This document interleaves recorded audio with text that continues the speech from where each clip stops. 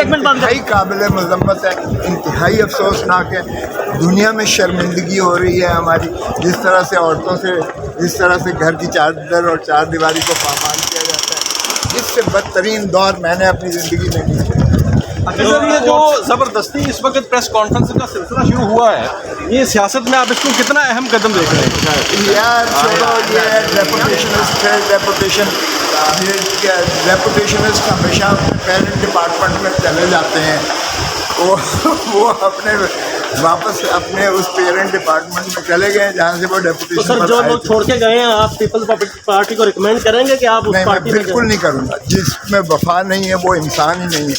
یہ تو اسی لیے تو ہماری سیاسی سارا کلچر تباہ ہوا ہے کہ ہم نے کبھی ادھر سے ادھر چلے گئے، ادھر سے ادھر چلے گئے، ادھر سے ادھر چلے گئے۔ تو کھوسا صاحب ابھی ملٹری کورٹس کو جا رہے ہیں، عوام میں بھی بہت اشتعال ہے اس کھوسا بات۔ صاحب ملٹری کورٹس میں جا رہے ہیں اور آپ کی بھی پارٹی سپورٹ کر رہی ہے؟ نہیں، بالکل میں سپورٹ نہیں کرتا ملٹری کورٹس کا۔ جو ہے دیکھیں، جنہوں نے بھی کیا ہے حملہ تنصیبات پر، یقیناً بہت کبھی فعل ہے، ان کو کیفر کردار تک پہنچنا چاہیے، لیکن قانون اور آئین کے مطابق ملٹری کورٹس کا کوئی جواز نہیں ہے آئین میں۔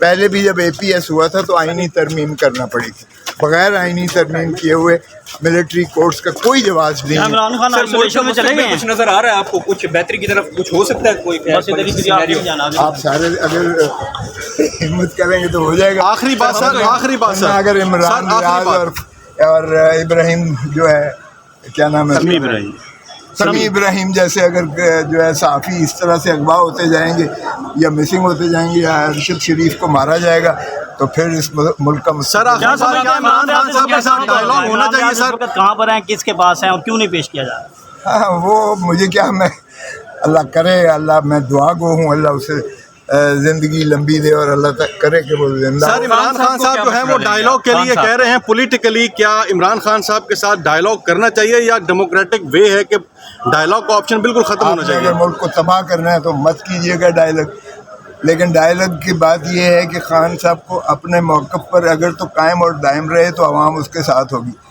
اگر خان بھی کرمبل کر گیا جس طرح باقی لوگ ٹوٹ گئے ہیں، اسے چھوڑ گئے ہیں، تو پھر تاریخ میں اسی طرح ہوتا چلا ہے۔ یہ تو لیاقت علی خان سے لے کے بھٹو سے لے کے رانی شہید بے نظیر بھٹو سے لے کے سبھی یہی ہوتا کھوسا صاحب الیکشن کیوں نہیں کروا رہا؟ کوئی الیکشن کیوں نہیں کروایا جا رہا؟ کھوسا صاحب الیکشن کیوں نہیں کروایا جا رہا اور کون نہیں کروا رہا؟ الیکشن صاف پتہ ہے پی ڈی ایم کو پتہ ہے الیکشن میں جاتے ہیں تو جمہور ان کے ساتھ نہیں ہے، جمہوریت میں وہ یقین نہیں رکھتے۔